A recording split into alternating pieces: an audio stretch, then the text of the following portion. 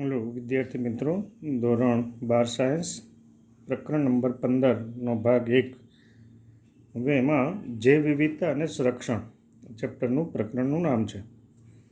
જૈવ વિવિધતા એટલે શું? પહેલો પ્રશ્ન આપણે જોઈશું।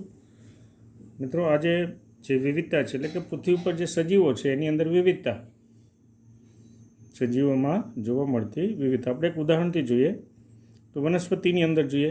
વનસ્પતિમાં આપણે સપુષ્પ વનસ્પતિમાં જોઈએ તો આપણે જોઈએ છીએ કે જે સપુષ્પ વનસ્પતિ છે, પુષ્પ ધરાવે છે, એની અંદર કેટલી બધી જાતિઓ જોવા મળે છે।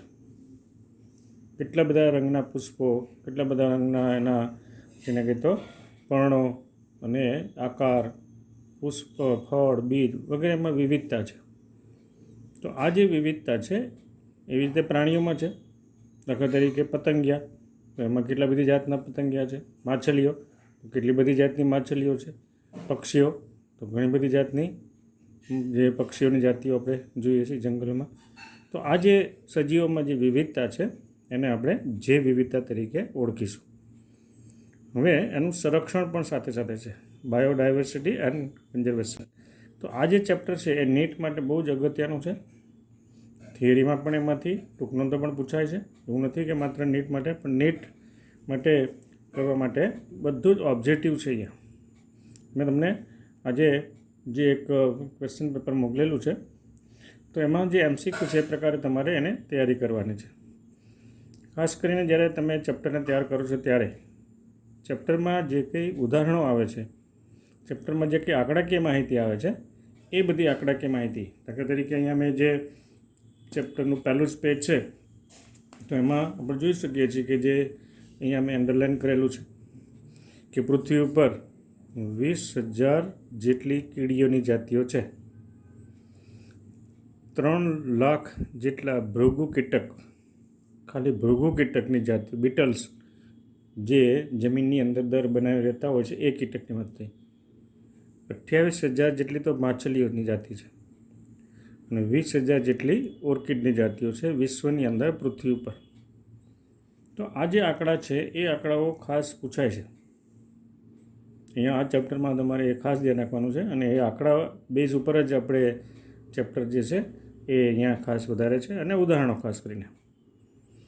તો અહીંયા આવા જે કંઈ આંકડાઓ આવતા હોય અથવા તો જે કંઈ એવી ઉદાહરણો આવતા હોય એને તમારે નોંધ રાખવાની રહેશે અથવા તો એને તમારી નોટમાં ક્યાંક યાદ રાખવા પડશે।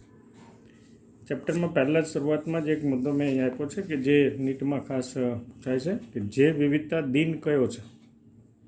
આપણે જાણીએ છીએ કે જુદા જુદા દિવસ ઉજવાતા હોય છે, પર્યાવરણ દિવસ હોય છે, બરાબર છે, તે રીતે અહીંયા જે વિવિધતા દિવસ છે 29 ડિસેમ્બર, બરાબર છે, 29 ડિસેમ્બર જે છે એ છે। અને જે વિવિધતા વીક, અઠવાડિયું 1 ઓક્ટોબરથી 6 ઓક્ટોબર સુધીનું હોય છે અને એ જે વિવિધતાના દિવસ નિમિત્તે વિદ્યાર્થીઓને જુદા જુદા બોટનિકલ ગાર્ડનની અંદર એનો ખાસ એની મુલાકાત લેતા હોય છે અને આખા વર્લ્ડના જે વિજ્ઞાનના વિદ્યાર્થીઓ હોય છે એ આ જે વિવિધતા વિશે માહિતી મેળવતા હોય છે। હવે જે વિવિધતાની અંદર જાણીએ છીએ કે સજીવોની જાતિઓ જે છે એ કેટલી બધી હોય છે।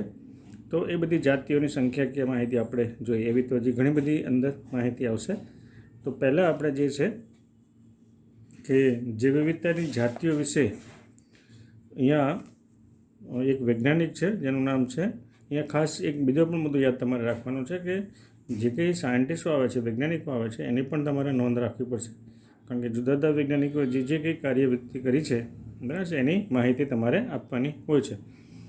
તો સૌથી પહેલાં જોઈશું એડવર્ડ વિલ્સન કે જેને જે વિવિધતાના વિવિધ સ્તરે ગોઠવાયેલી જે માહિતી છે, બરાબર છે, એને પ્રચલિત કરવામાં એનો ખૂબ જ ફાળો છે। એટલે જે વિવિધતાના માટે કામ કરનાર વૈજ્ઞાનિક જે છે એ ખાસ યાદ રાખવાનો છે, એડવર્ડ વિલ્સન।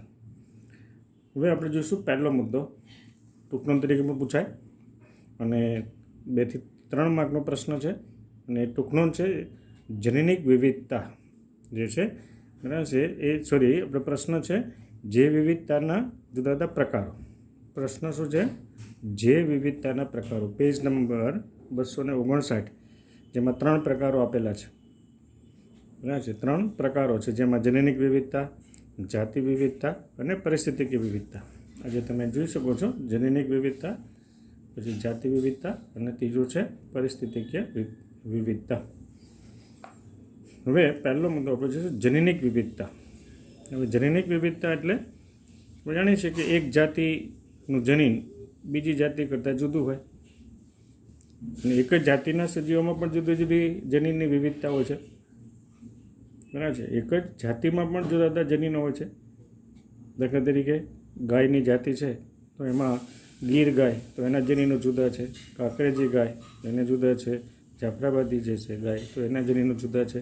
તો આ રીતે જુદી જુદી જે જાતિઓ છે, બરાબર છે, એમાં તો જનીનો જુદા જુદા છે જ, પરંતુ એક જ જાતિમાં પણ જુદા જુદા જનીનો હોય છે. તો જનનિક વિવિધતા જે છે, બરાબર છે, જેમાં એક જ વનસ્પતિ હોય, બરાબર છે, દાખલા તરીકે કેરી તો એની ઘણી બધી જાતિઓ છે, પણ એમાં જનીન વિવિધતા જુદી જુદી છે, જનીનો જુદા થઈ જાય. અહીંયા સર્પગંધાનું ઉદાહરણ આપેલું છે. હિમાલયની અંદર ઉગતી આ વનસ્પતિ છે, ઔષધ આપતી વનસ્પતિ છે સર્પગંધા. હવે એ જે વનસ્પતિ છે એ જનનિક વિવિધતા દર્શાવતી વનસ્પતિ છે, અને એમાંથી એક રસાયણ મળે છે જે આયુર્વેદિક રસાયણ છે. એનું નામ તમારે ખાસ અંડરલાઈન કરવું પડશે અથવા તો યાદ રાખવું પડશે. એનું નામ છે રિસ્પ્રિન છે. રિસ્પ્રિન, બરાબર છે, જે મેડિકલ સાયન્સમાં અથવા તો આયુર્વેદિક દ્રષ્ટિએ ખૂબ જ અગત્યનું એ દ્રવ્ય છે. હવે અહીંયા ખાસ મિત્રો કે MCQ કઈ રીતે તૈયાર કરવા. MCQ તૈયાર કરવા માટે તમારે ખાસ કરીને આવી જે માહિતી હોય છે ચેપ્ટરમાં એના ઉપર તમારે ખાસ ફોકસ કરવું પડે. ફોર એક્ઝામ્પલ અહીંયા પ્રશ્ન આપણે પૂછી શકીએ કે સર્પગંધા નામની વનસ્પતિમાંથી કયું દ્રવ્ય મળે છે, તો 4 દ્રવ્યના નામ આપ્યા હોય, એમાં એક જ સાચું હોય, અથવા એનાથી ઊંધું પૂછી નાખે કે રિસ્પ્રિન નામનું જે આયુર્વેદિક દ્રવ્ય છે એ નીચેનામાંથી કઈ વનસ્પતિ દ્વારા પ્રાપ્ત થાય છે, તો એ સર્પગંધા જવાબ આવે. તો આ રીતે તમારે MCQ જે છે એ તૈયાર કરવાના હોય છે. તો સર્પગંધા હિમાલયમાંથી મળતી વનસ્પતિ છે અને એ આયુર્વેદિક વનસ્પતિ રિસ્પ્રિન નામનું એ દ્રવ્ય આપે છે. તો એ જુદી જુદી જાતિમાં એનું સાંદ્રતા જુદી જુદી છે.